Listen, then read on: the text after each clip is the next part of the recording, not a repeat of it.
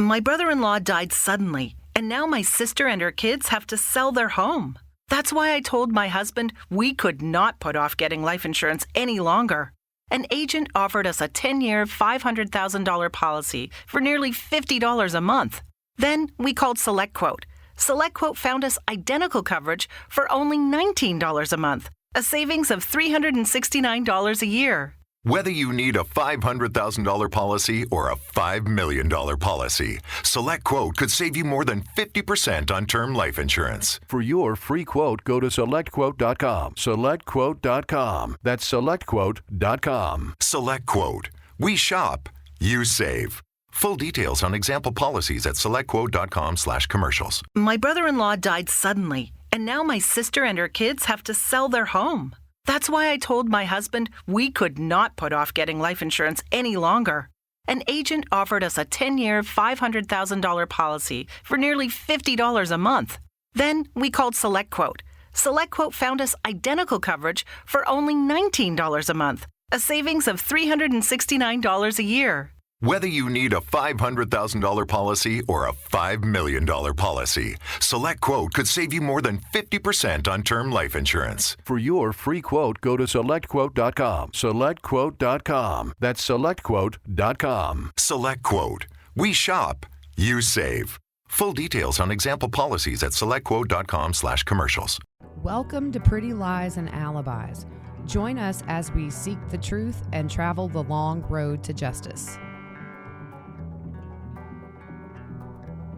What's going on, everybody? Welcome to a second episode of Pretty Lies and Alibis. Tonight, I am Gigi Froot Loop. Much changed in the last 5 minutes since I saw you? We got a few more Instagram likes or shares or comments or... Yeah. It is. It, like you said, it's like a slot machine. Yeah. I mean, my battery's draining so fast because of all the alerts, but it's a good problem to have because that means we have people interacting with us and listening and following us. So we appreciate it. Real quick, want to give a shout out again to our amazing sponsor, Andrea, with 2 cool t-shirt quilts. If you are on YouTube, you can look behind me and see Clemson Tiger and the Pretty Lies pillow that she made for us as gifts. Super, super sweet. And so you can go to 2cooltshirtquilts.com/pretty lies and alibis and check out what she has. So before we get started on the Murdaugh stuff, we just want to say that we love having fun on this podcast and we like to laugh in the midst of some really dark stuff without it being at the expense of people. And, you know, knowing what we found out last night about these charges, we're not gonna make any jokes about the situation with Alex with the failed suicide attempt, because you and I both have been through losing a friend to suicide, and it is unimaginable for the family and the friends left behind. And it's oftentimes a permanent solution to a very temporary problem. Although at the time, it's really hard to see the forest for the trees when you're in it. But we just want to say it's also National Suicide Prevention Week. So for any of our listeners out there, if you are struggling, please, please, please reach out to somebody. The National Suicide Prevention Hotline number is 1-800-273-8255 here in the U.S. They have different ones for across the world. But please, if you feel like nobody loves you or you have no other options, please think again, because every single person is loved, whether they feel it or not. And when you're in the thick of it, you might feel alone, but situations change and things change and there is help. So we just want to say that we're just not going to go there. This is not a laughing matter. Yep, exactly. We may make fun of some lawyers and stuff. Oh, yeah. For sure. But we're just not going to make fun of what happened to Alex or no matter who he is, what he did, what he may have done, what we're going to find out he's done. So that's just what we wanted to say. All right, Fruit Loop. So as you know, there's been an arrest in the shooting attempt. Alec Murdaugh, 61-year-old Curtis Eddie Smith of Walterboro, South Carolina, was arrested yesterday afternoon. He is said to be Alex's personal drug dealer, and Alex had represented him in the past with a personal injury lawsuit as well as a traffic violation. He is charged with assisted suicide, assault and battery of a high and aggravated nature, pointing and presenting a firearm, insurance fraud, and conspiracy to commit insurance fraud. Do you not think that maybe, I mean, because they really could have got him with attempted murder. Do you not think this guy is going to be one of these star witnesses for the prosecution eventually when this goes to trial? I think so. He knows a lot. I definitely think so. He's got to know a lot. Yeah, because I was very curious when they announced the charges last night. Attempted murder. He pointed a gun at Alec and tried to kill him. And I just thought, okay, maybe these charges are their way of saying, hey, we want you to work with us. So Curtis was in court today in Colleton County for charges that are separate from this case, but he was in court for distribution of methamphetamine and possession of marijuana. In South Carolina, it's still illegal. You can still get arrested and go to jail for it.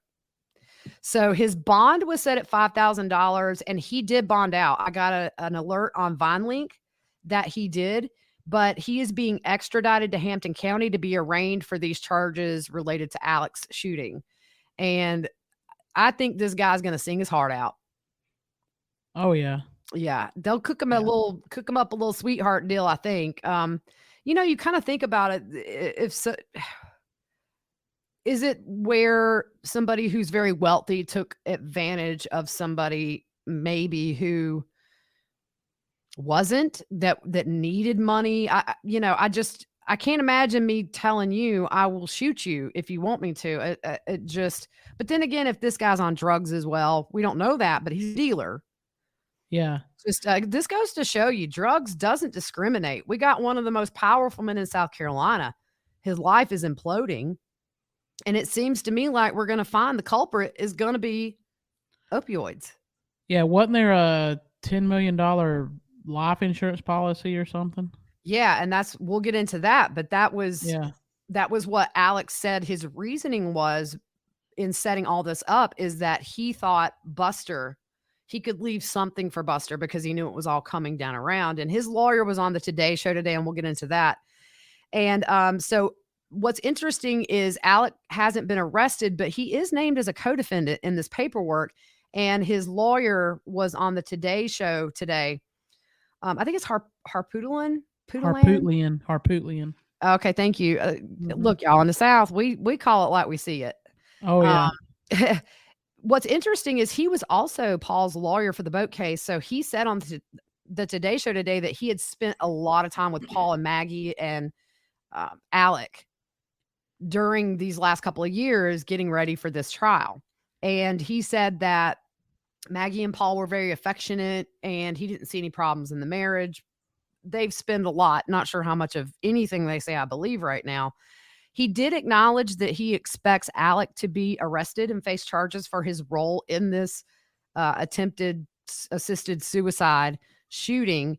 And but he says he does not anticipate that he will be arrested for anything having to do with the murders of Maggie and Paul. And he just said he did not murder them. And he also wanted the public to know that Alec was the one that got in touch with SLED about this attempted shooting. He says SLED did not reach out to them. Don't know how much of that I believe. Well, I mean, you set up to for somebody to shoot you. Yeah, maybe it has to do with his rehab. Because I know during detox, I mean, you're not immune to being arrested, I don't think, while you're in detox. I'm not sure how the laws work, but I've heard if you're in South Carolina and they have a warrant, they can go get you. Yeah. But they're building this case while he's in there anyway. I mean, my point is he's set up to defraud the insurance agency, and probably calling SLED was part of the plan. I agree. I mean, that's, yeah. We called him. Yeah.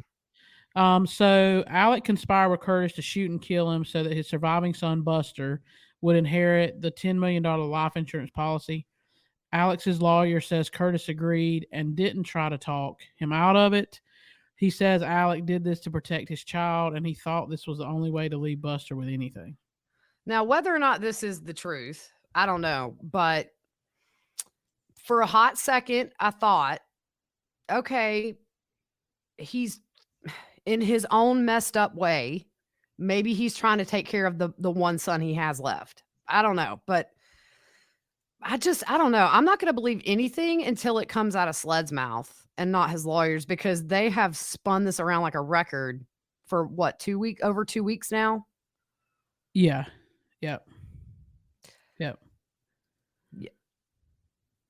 So we know that the church had surveillance, and we know that the FBI has that surveillance. I guess maybe the pastor said that they didn't even have time to look at the surveillance because they came and got it so quickly. And Alec admits to giving Curtis the gun and told him to shoot him in the head. And after the shooting, Curtis dumped the gun somewhere. They didn't say where. And Alec called 911. So Alec. We know people by the name of Alec that is spelled Alex. So it's like Alex. I guess it depends on where you're from in South Carolina, how you say it. So his lawyer says that he is in an out-of-town rehab facility, and he traveled to visit him on Monday with his other lawyer, Mr. Griffin. He said it was the first conversation that he's ever had when Alec was not on opioids or OxyContin. And Froot Loop's like Houdini. She just disappeared. We'll keep moving. He said that Alex believed the insurance policy had an exclusion for suicide, but it's only a 2-year exclusion, and Alec did not know that. So that kind of made me wonder, he's a lawyer. How would he not know that? Yeah, exactly. So where are you at? Right there where it's blinking in yellow. Sorry, guys, we're still really, really new to doing this. So I may not look we may not look where we're supposed to look. We're learning as we go, but we're just trying to kind of add things to our podcast, which is a lot of requests for video when we do it. So bear with us. So you're down to me where I'm saying Alex admitted? Yeah. Where we are? Okay, just making sure. So Alex admitted to his role in this suicide for hire scheme. His lawyer also said that Alex's drug habit is a 20-year-old problem. He said that Alex was trying to get off of the opioids, had a moment of clarity, knowing things were going to get very bad for him, and tried to have himself killed, saying he clearly knew what he did was wrong. His lawyer also said again that Alec had an entry and exit wound and went temporarily blind as a result of the gunshot wound. Sled still says the wounds were superficial. Yeah, just a very different tale there between two people. So Alex, his lawyer decided to tell authorities so that they could focus their resources, or Alec decided to, through his lawyer, tell Sled what really happened that day so that they could focus on finding the killers of Paul and Maggie. And as he said, not this fake crime. So he also said that this is a little weird to me. He said that he and Jim Griffin, who is Alec's other lawyer, are independently investigating people of interest in the double murder. And so the Today Show host kind of had a moment where his eyebrows went like, what are you talking about? And he said, what is the connection there to Alec? And he said he didn't want to say because that may give away their identity. But when asked what the motive would have been, he said personal. So He said they may know this week whether or not this person had anything to do with it. I just think that's weird because he said we're not SLED, we're not law enforcement, but what are they? Yeah. Sherlock and Watson? Holmes? I know, right? Yeah, exactly. I mean, what are they doing? Like hiding behind bushes and watching people? Yeah. Oh man. As prominent as Alec is, these lawyers really, to me, maybe will be proved wrong when the facts come out, but it's kind of hard to buy what they're selling. Yeah, exactly. So as far as the missing money at the law firm, Harpootlian says Alec used most of that money to buy drugs.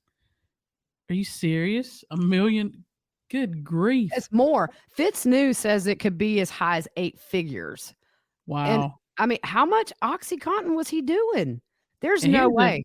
Here's the other kicker. He also said Alec wrote checks for the drugs. What kind of drug dealer takes a check? I know, right? Oh my God. I mean, talking about a trail. Well, look, if he wrote checks, there is a paper trail $20 million long. It's going to be like Santa's list. Just continue to roll and roll like and roll. The CVS receipts that just keep going and going. Exactly. I think that's crazy. I don't know. I cannot wait to find out where all this money has gone. Yeah. So his lawyer also said that people have been feeding his addiction to opioids for 20 years. I would bet that, because he's a rich man, and you see it all the time with celebrities and people that have a lot of money. They have people that will enable just because they want to hang out with somebody who has a ton of money to take them on vacations or nice things. Yeah. So it says during that time, these individuals took advantage of his addiction and his ability to pay substantial funds for illegal drugs. Alec is not without fault, but he is just one of many whose life has been devastated by opioid addiction. Millions of, good grief. I mean, we're talking millions of dollars potentially, and it's very sad. You see people when you're driving down the road that clearly are on stuff, and then Yep. you see somebody who's homeless, and then you see somebody like Alec who has homes all over the low country, and he's very wealthy. And the biggest thing to take away from this is it doesn't matter, rich, poor, I don't care what race you are, what nationality you are. This stuff is dangerous. Oh, yeah. Yeah. Gosh, it's so sad. Yep. It knows no border or boundary or No, it doesn't. rich, poor, whatever. Yeah. Right. So kind of switching over there, Gloria Satterfield, who was the housekeeper, this just came through a couple of hours ago. I was getting my eyes exam because I have to get my license renewed. It goes out next week. And so all these alerts were coming through while I'm in there. I'm trying to keep up with them. But SLED has reopened they have opened a criminal investigation into the housekeeper's death at the request of the Hampton County coroner. Aside from that, they're also investigating how her estate was handled, because her sons say they never saw a penny from that wrongful death suit that they were awarded $500,000. That's so wrong. This is what breaks my heart. They said that at times when she was employed by the Murdaughs, she was homeless and would sometimes live in a hotel. Apparently, she has a special needs son. And it's really, really sad, because in her obituary, it says she loved the Murdaugh as she loved her own family. That was in her obituary. And okay, so maybe she didn't tell him she was homeless, but to me, if somebody's been with my family 20 years and my sons have a nickname for her, I think it was Go-Go or something like that, I would make sure I paid her enough to where she couldn't be homeless. Exactly. You take care of the people that take care of you, because I bet you $100 she had a hand in raising those boys. Yep. Yeah. And so anyways, what's interesting is this: the person that represented Gloria's kids in this wrongful death suit is Corey Fleming, who is a friend of Alex. Wow. I'm curious to see this wrongful death suit. Is this part of the embezzlement? Is this money because I'm going to tell you, that's going to be horrible if we find out that he took money that was supposed to be for her children, including one that has special needs, and embezzled that money and took it and did what he does with whatever he does with millions of dollars. Whatever. Yeah. Yeah. So Stephen Smith's mother released a statement saying they are not related to Curtis Smith. SLED has opened a criminal investigation into the death, which is what we just talked about. So it's just something every day. It really is. And the other thing too is what SLED has said is they gathered information during the course of other ongoing investigations involving Alec Murdaugh that warrant the re-examination of Satterfield's death. So again, like Stephen Smith, you're finding out that as they are investigating this, whether it's digital, emails, text messages, whatever, they have found evidence to reopen 2 death investigations that are associated with that family. It's crazy. Yep.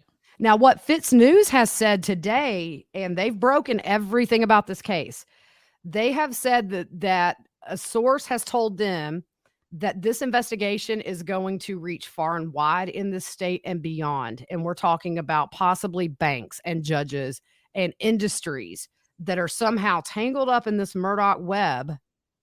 It sounds like this is going to be the case that just keeps on going. Just, yeah. I mean, it's insane. It's going to be a snowball effect. And you think about it, with their influence and their money and their power, had Alec used that for good and helped the needy and established charities and did things right, we could have a totally different situation in the low country right now where people are being helped and their lives are easier. Right now, we've got tons of families and lives in turmoil because of him. Yeah, exactly. It's insane. Yep. All right. I think that's it. That's kind of where we are. We're going to keep an eye on everything. We'll be on Instagram, Twitter, Facebook. At the top of all of our social media profiles now, we have a Linktree link that has every single place we're on the internet in one spot now. Instead of putting 3 and 4 links on everything, we got one spot now where you can go.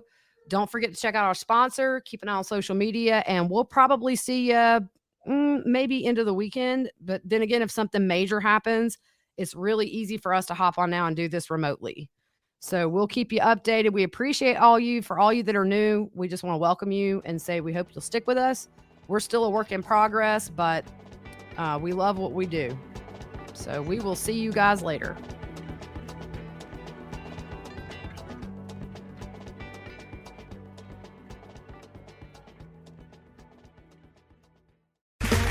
Okay, round 2. Name something that's not boring. A laundry? Ooh, a book club. Computer solitaire, huh? Ah, sorry, we were looking for Chumba Casino. That's right, ChumbaCasino.com has over 100 casino-style games. Join today and play for free for your chance to redeem some serious prizes. ChumbaCasino.com. No purchase necessary. Void where prohibited by law. 18+ terms and conditions apply. See website for details. Hello, Saver. Whether you're saving for that trip to the tropics or saving for an emergency, now is the time to take advantage of Wells Fargo's savings options. Wells Fargo offers savings accounts that can help you save towards your goals. So, what are you saving for? Visit a Wells Fargo branch or wellsfargo.com/save to open a savings account today. Wells Fargo Bank, N.A., member FDIC.